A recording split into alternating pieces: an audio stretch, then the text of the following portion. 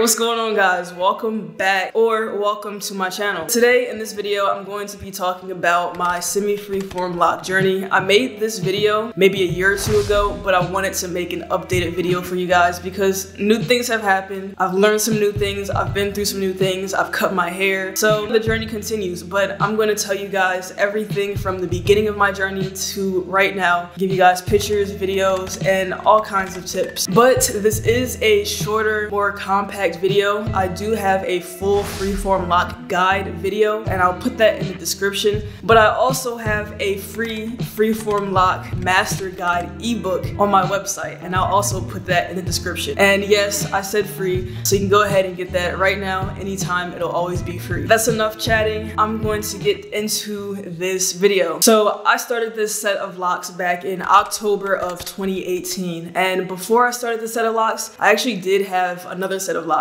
And those locks, they were not freeform. I did retwist them frequently, but towards the end, I actually stopped retwisting. And that's when the idea of freeforming came into mind. So before I started this set, I actually had a tapered fro, and that was mainly because I had a mohawk before that. So I had locks, but they were in a mohawk. And then I got tired of the mohawk locks. So I cut them off and I went to my barber and I said, hey, just give me, you know, the tapered cut. And I went from there for like a few months. And after a few months, my hair was pretty big, and at that point I was like, yeah, I'm ready to just lock up again. So instead of going the manicured route, I was like, let me look into freeforms, let me look into freeforming. And even a friend of mine, she was like, maybe you should start freeforming, and she even showed me this guy who had freeforms, and I was like, yeah, I could see myself wearing that style. So that was my inspiration in the beginning, and then I looked further into the whole idea behind freeforming, the freedom of it, the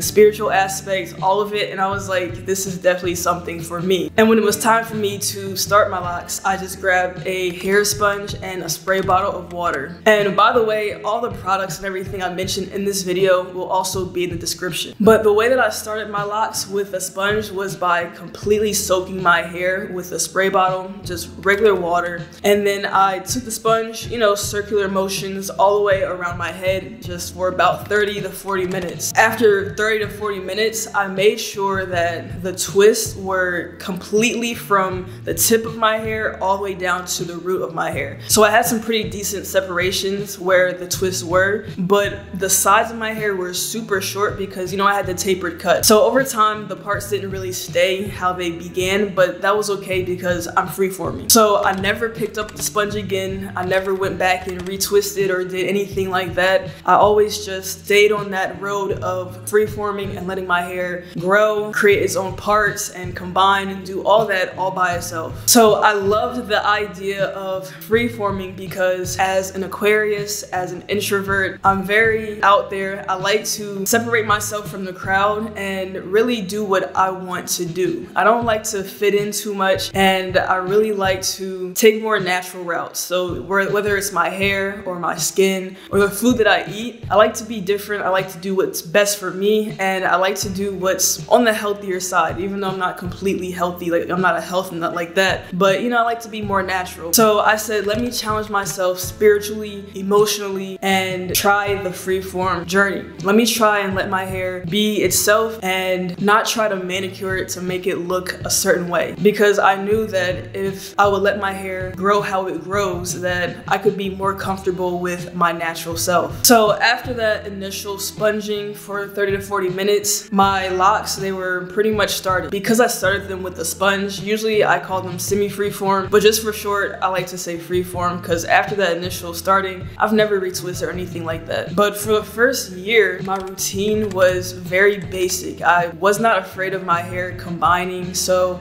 I never wore anything on my head when I slept, and probably the first 1 to 3 times of washing my hair, I did use like a stocking cap just to try to keep my hair stable so it wouldn't move around too much. But after that, I realized my hair is really not going to move so much or unravel so much that it just completely undoes itself. So I stopped using the stocking cap. And each one of these points that I'm touching on, I'm going to put videos up on the screen and also in the description, because I go in depth about these different topics like washing my new locks and everything like that. So definitely look at the playlist in the description, my Freeform Loc playlist, and you can get more detail about each each individual topic that I'm speaking about, so you have a better understanding. But for a while, my hair was just super short and it was used to sticking up because, you know, I had a fro and I was fine with that. But after a while, I realized that when I would go to sleep and wake up, my hair would be like stuck to my head. It would be flat on my head. So every morning I needed a way to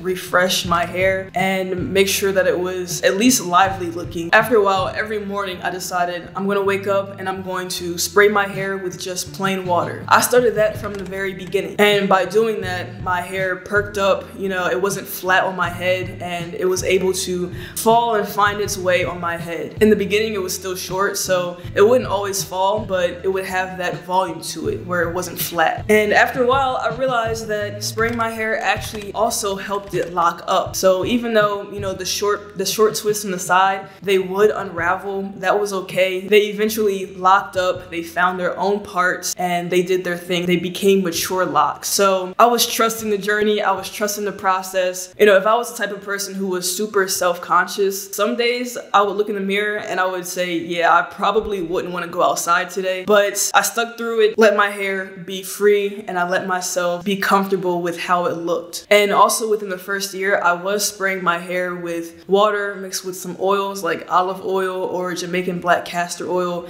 And I figured out that Jamaican black castor oil was way too thick to be putting in a spray bottle and spraying on my hair daily, so I stopped that pretty quickly. And also in the beginning, I was using Shea Moisture hair products, the shampoo and sometimes the conditioner, but I realized I didn't need that. It was causing my scalp to be itchy because of all the extra unnatural ingredients, so I stopped doing that and I just stuck with what I love to do now and what I only do now, which is black soap every time I wash and olive oil or Jamaican black castor oil or a lightweight hair oil. And from the very beginning, I washed my hair probably about once a month because, like I said, I wasn't worried about unraveling. I embraced the unraveling, I embraced the combining, I embraced all of it. So I just wanted to make sure my hair was clean. And eventually my hair got way too long to be spraying every morning. So I noticed one morning that I was spraying my hair and I was using up the entire spray bottle of water. So that's when I started putting my head under the faucet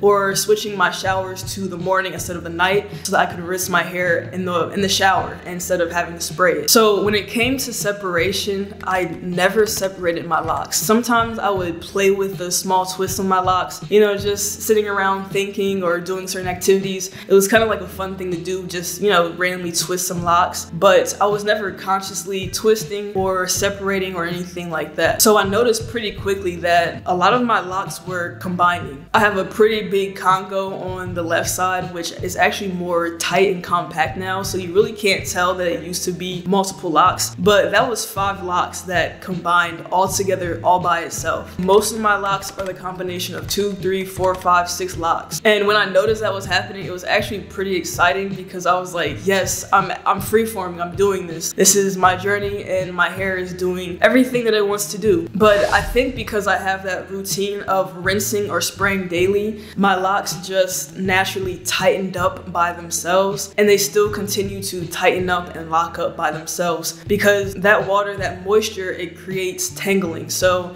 you know, any other time if you don't have locks, you would wash your hair and then you would have to get out the shower and detangle with a comb. That's because the water causes your hair to tangle up, and of course tangling causes locking over time. You know, I didn't even know this in the beginning, but my whole routine of rinsing or spraying daily was helping my hair to lock up a lot faster than it otherwise would have, and it still continues to do that to this day. So I think that's why my hair looks manicured, or it looks as if I've retwisted at some point, but I haven't, I never did, I never do. And I always have a pretty decent amount of new growth that is not locked, and it doesn't really look like it's new growth, I think, because of my whole process of rinsing or spraying. It always looks more compact and tight and like it's actually locked up, but it's not. And after about 3 years, I began to experiment with braid outs or twist outs. I've probably done a braid out about 6 or 7 times, and I like the look of the braid out sometimes because it added a little bit of fanciness to it. So if I was going to like an event or something, or like a wedding, I would braid up my hair and then undo it, and it would give it a nice look so it would match my outfit for the event or whatever. But honestly, that was a lot of effort for me the few times that I did it. So I've done it a few times, but I really like to just let my hair be and do its own thing. I don't like to do too much maintenance, so that's not something that I see myself doing too often anymore. And recently, like last month, I made a decision to trim my locks, and I was thinking about it for a while, but I never actually did it. But once I did it, I was like, yeah, I'm gonna keep trimming my locks probably every 6 months. And you can watch the video of me trimming my locks on my channel to get an idea of how I did it and a more detailed reason for why I did it. The main reason was just because my locks were constantly in my face and it was just becoming too much. So I trimmed my hair back to the length that it was early last year, and I'm enjoying it a lot better. It's out of the way a lot more, and I think that I'll do this more frequently. All the way up until I trimmed my locks, I did have issues with my ends thinning, and sometimes they would even come off like randomly when I was showering or doing daily activities. So that was another reason why I trimmed my locks. And some people wonder, should they rip those pieces off? Should they trim them off? Should they try to repair those thin ends? And trust me, I tried everything. So sometimes I would try to repair my ends by tying a knot, and sometimes I would just straight out just rip them off because it was so satisfying. And sometimes I would challenge myself and just, you know, let them be and not try to rip them off. But all of that is done now because I've trimmed my locks. So I don't have any more thinning ends, and I probably won't for a while. I'm still sticking to my routine, and I'm still letting my hair grow freely without any type of manipulation. Definitely check out all of those links in the description for the free Freeform Loc guide, the products I use, the playlist describing in detail all the things that I mentioned in this video. And of course, if you have any questions, leave them in the comment section and I will respond to every comment. Thank you guys for watching, and I'll catch you in the next video. All right, bye.